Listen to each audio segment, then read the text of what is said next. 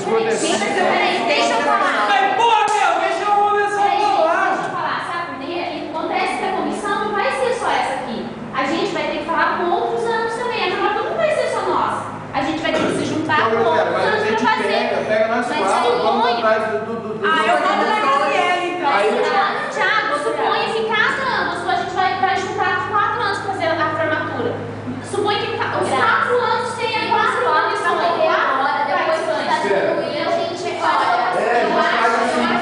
Ah, não, cara. Depois que tiver todas as turmas.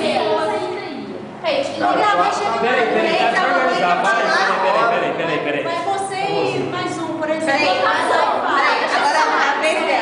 Independente de ter 4 pessoas da turma de DI, de ter 5 de publicidade, tipo assim, não são todas elas, obviamente, que vão falar com o cara. Obviamente, tipo assim, as decisões são tomadas, tipo assim, ele entra, conversa com todo mundo no consenso. Mas são pessoas, às vezes vai ter, às vezes é uma pessoa de DI e uma pessoa de publicidade que vai manter contato mesmo com as pessoas. Tem que ter uma pessoa na comissão que essa galera interagindo sobre a formatura. A gente tem uma coisa que chama coordenador do curso, tem? Coordenador do curso de DI. Coordenador. É isso, cara. Porque não é mais fácil chegar no coordenador e falar, ó, a gente está querendo fazer uma questão de formatura. Como que funciona isso?